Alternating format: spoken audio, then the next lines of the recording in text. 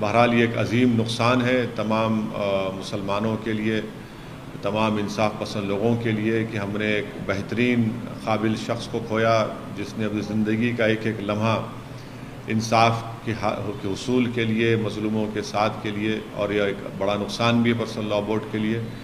میں اپنے طرف سے پسماندگان کو، خاندان کو ان کو تعزیت بھی پیش کرتا ہوں۔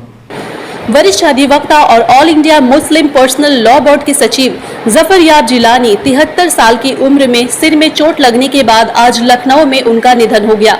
उनकी कुछ समय से तबीयत ठीक नहीं थी। बाबरी मस्जिद एक्शन कमेटी के संयोजक के तौर पर वरिष्ठ अधिवक्ता जिलानी ने सुप्रीम कोर्ट में राम जन्मभूमि मामले में पैरवी की थी।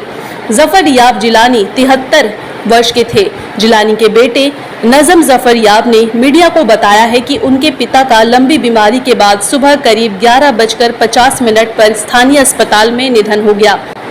उनके मौत पर मुस्लिम समाज की ओर से दुख का इजहार किया जा रहा है। वहीं मौलाना खालिद रशीद फरंगी महली ने कहा, जफरयाब जिलानी ने लंबे समय तक हाई कोर्ट से लेकर सुप्रीम कोर्ट तक बाबरी मस्जिद मामले की पैरवी की। अल्लाह उनकी मगफिरत करे और उन्हें जन्नत में मकाम दे। उनके इंतकाल से चाहने वाले लोग गमज़दा हैं। इसके अलावा AIMIM के अध्यक्ष बैरिस्टर असदुद्दीन अवैसी ने भी उनकी मौत पे अपना दुख जताया है और इसे मिल्लत का एक बड़ा नुकसान बताया है। अस्सलाम वालेकुम, बिस्मिल्लाहिर्रहमानिर्रहीम। अभी एक गमगीन ख़बर मुझे मिली कि आली जनाब मोहतरम जनाब ज़फ़रयाब जिलानी साहब का तवील अदालत के बाद इंतकाल हुआ है। मैं अल्लाह सुब्हानहू व तआला से दुआ करता हूँ कि अल्लाह सुब्हानहू व तआला जनाब ज़फ़रयाब जिलानी साहब की मग़फ़िरत फ़रमाए, उनके दर्जात को बुलंद करें और उनकी ज़िंदगी में जो उन्होंने खिदमात अंजाम दी कौम और मिल्लत के लिए, अल्लाह सुब्हानहू व तआला इसको कबूल करे। ज़फ़रयाब जिलानी साहब मेरे मरहूम वालिद सुल्तान सलाहुद्दीन अवैसी सालार मिल्लत के क़रीबी दोस्त, रफ़ीक और साथी थे और उन्होंने वालिद मरहूम के साथ मिलकर बाबरी मस्जिद एक्शन कमेटी बनाया। बाबरी मस्जिद के सिलसिले में बड़ी मेहनतें की और पर्सनल लॉ बोर्ड के लीगल सेल के ज़िम्मेदार भी थे। बाबरी मस्जिद के मुकदमात में ज़फ़रयाब जिलानी साहब बड़ी तकालीफ़ उठाए और मैं ख़ुद इससे वाकिफ़ हूँ। और दिल्ली जब आते थे तो मेरे 34 अशोक रोड के घर पर रहते थे। वो वालिद के ज़माने से उनके लिए एक अलग कमरा दे दिया गया था उनके लिए बाबरी मस्जिद के मुकदमात के लिए। तो ये ख़बर सुनकर मुझे बड़ा अफसोस हुआ और मैंने हमारे वालिद के क़रीबी साथी को खोया। मैंने एक ऐसे बुज़ुर्ग को खोया जो मेरी रहबरी करते थे, मेरी सरपरस्ती करते थे और अपने ज़रीन मशवरों से मुझे बताते थे कि क्या हालात हैं, कैसे काम करना चाहिए।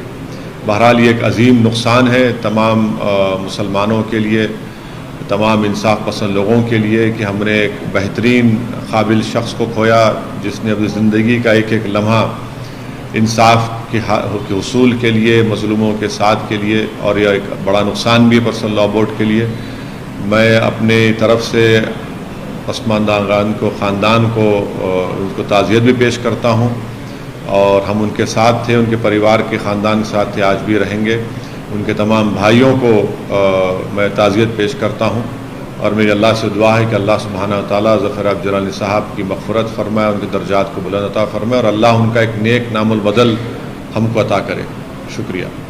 All India Muslim personal law board के सेक्रेटरी जनाब ज़फ़रयाब जिलानी एडवोकेट साहब का सवेरे लखनऊ में इंतकाल हो गया। आप एक तवील अरसे से अलील थे, बीमार थे और आप अंजुमन इस्लाहुल मुस्लिमीन के सेक्रेटरी भी थे और बाबरी मस्जिद एक्शन कमेटी के कन्वीनर थे और उसी के साथ साथ बहुत सी तंजीमों में रह करके आपने कौम और मिल्लत और मुल्क की खिदमत अंजाम दी है और कई तालीमी इदारे खुसूसन इस्लामिया कॉलेज और मुमताज़ कॉलेज के ज़रिए से आपने तालीम को फ़रोग़ देने की हर मुमकिन कोशिश की और मुस्लिम रिजर्वेशन मूवमेंट में भी आप पेश रहे। अलीगढ़ मुस्लिम यूनिवर्सिटी के कोर्ट के भी आप मेंबर रहे और बेसिकली आपने अपना करियर ही अलीगढ़ मुस्लिम यूनिवर्सिटी से शुरुआत की थी और आज उनकी तदफीन अशबाक कब्रिस्तान में होगी और उससे पहले दारुल उलूम नदवतुल उलमा में बाद नमाज